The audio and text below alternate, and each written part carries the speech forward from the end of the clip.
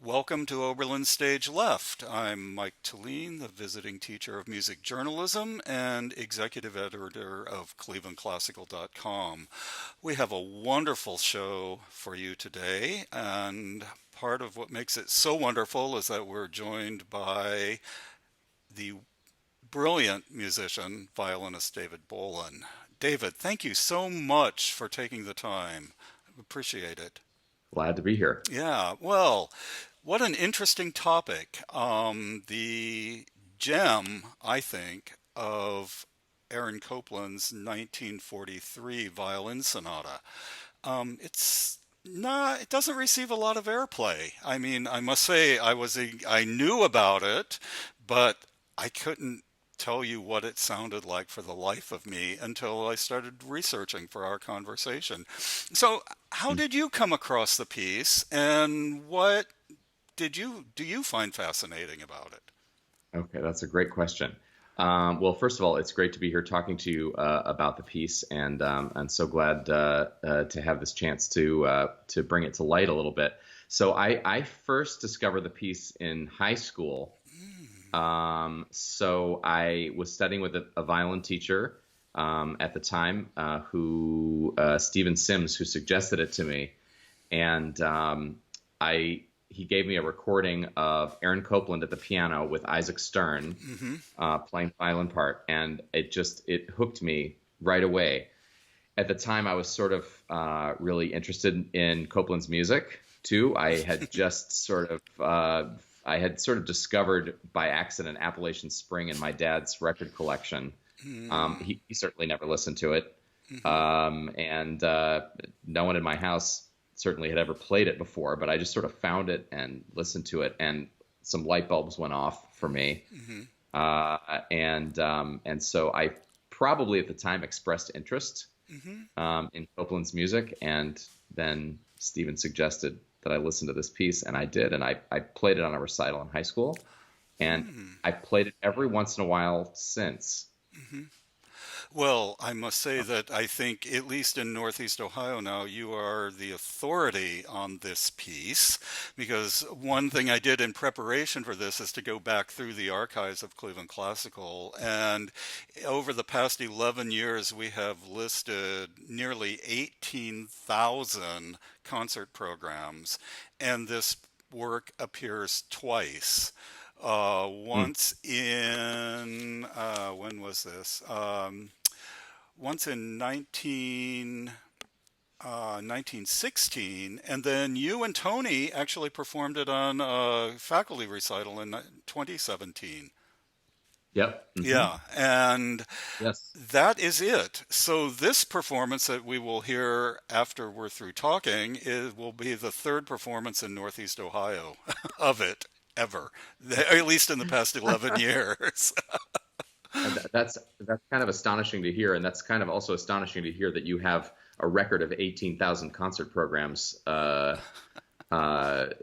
recently in the area. That's Yeah. quite astounding to Yeah, me. yeah. Well, So, we keep track of everything here. But I'm curious, what an interesting history this piece has. And mhm. falling between 1942, it was one of Copland's most fruitful times. With 42, we saw Fanfare for the Common Man, Lincoln Portrait, Rodeo, and then right after it in 1944, you mentioned prior Appalachian Spring. And then this Right. falls right in the middle at the time he was actually composing the film score to North Star. And it's just incredible. And it had mixed reviews when it was premiered.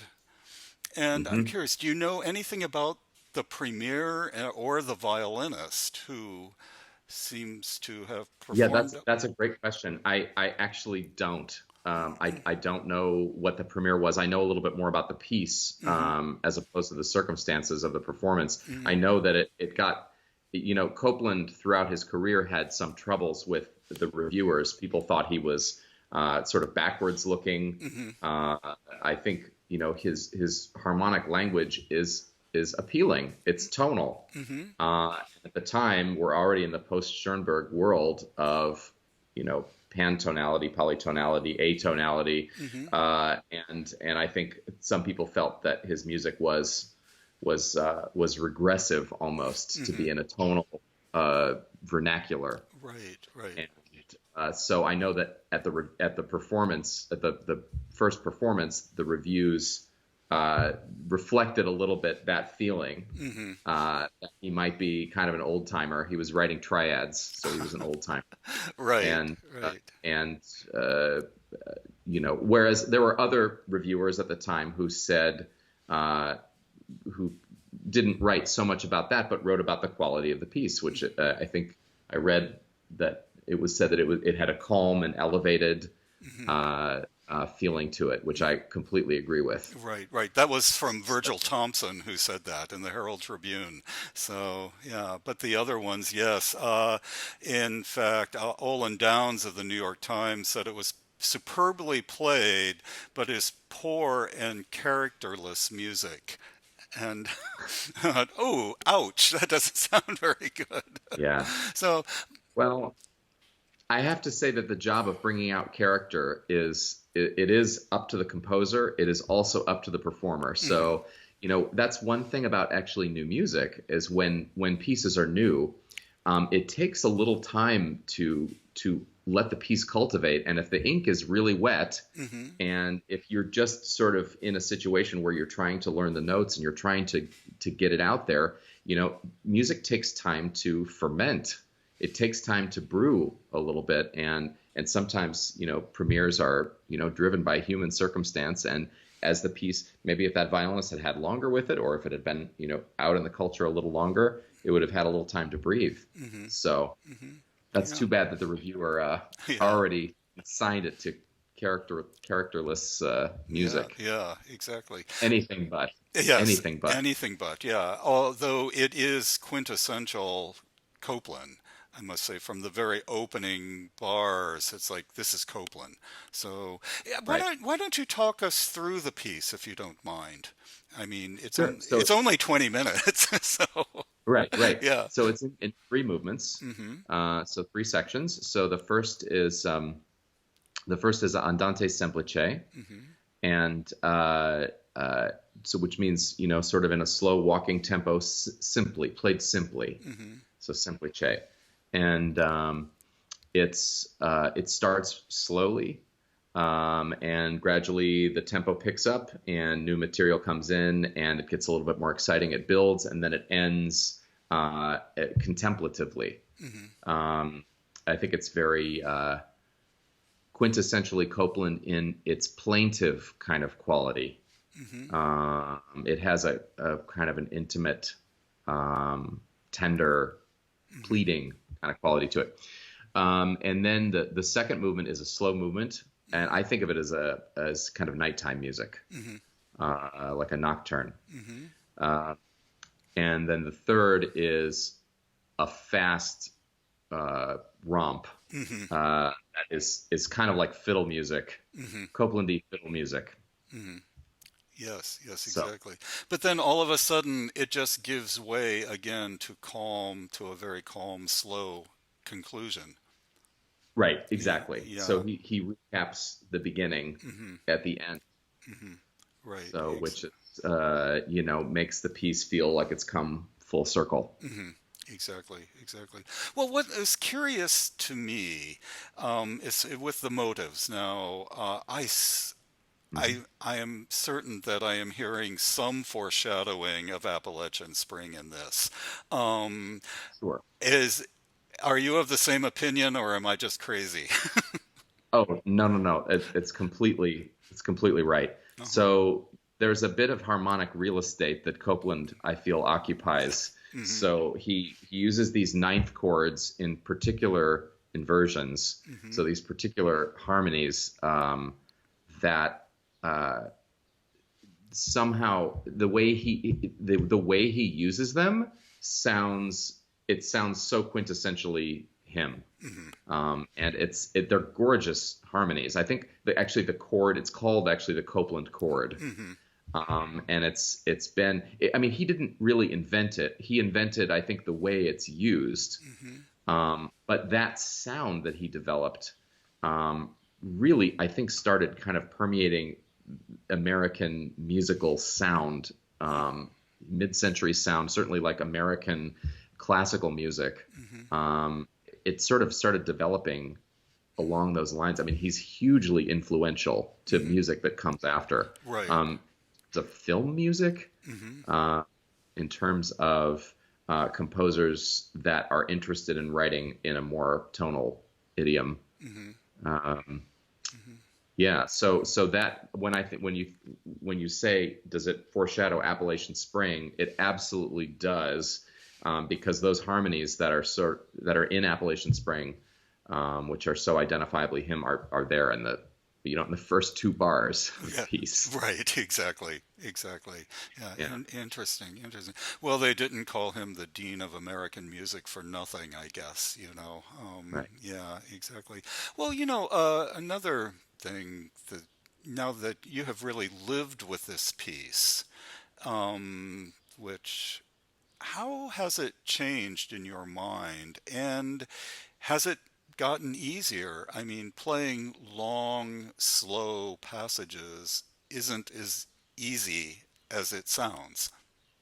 No, it's not as easy as it sounds, and it definitely, I'm not sure it has gotten easier, but Hmm. I'm much more aware now of what you can do to make a long, slow passage come alive. Hmm. And so in that sense, it's gotten actually harder. Hmm. Hmm. But I think the result, I hope, is better. Um, Yes. Uh-huh. Right, so right. Well, you have a wonderful collaborator in Tony Cho, though, and especially I was thinking absolutely. in that final movement, which is like a real romp there. It's one of those Right. quintessential things where if you think about it, you'll be late. So you have to kind of be in right inside each other's minds. Yeah, So, it's rhythmically very intricate and has to be tight. mhm. So Yes, yeah, yeah, exactly. we had most of our rehearsal train wrecks were in the third movement, Oh, which we had yeah. ironed out mostly by the recording, but it's always a little bit on the edge. Hmm. So Hmm. Yeah. And speaking of which, the recording, you recorded this in April in Stull. So mhm. this is a new version, if you will, Mhm. for the two of you, which is great. Are there any plans to Right. record it?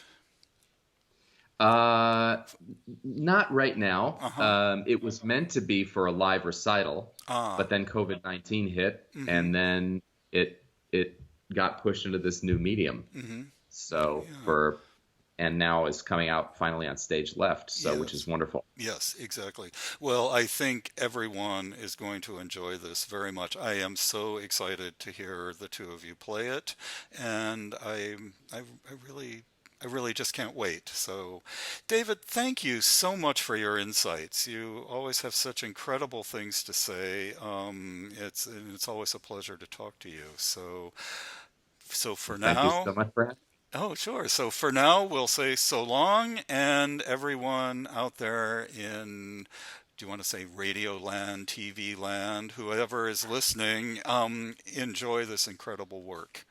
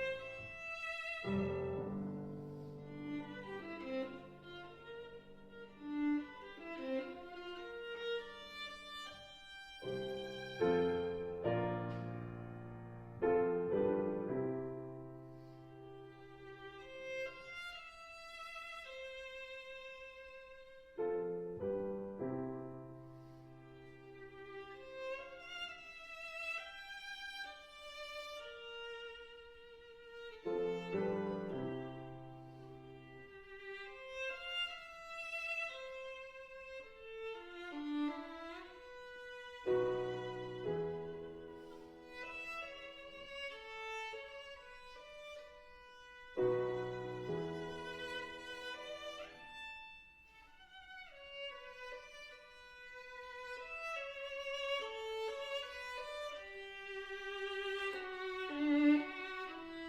you.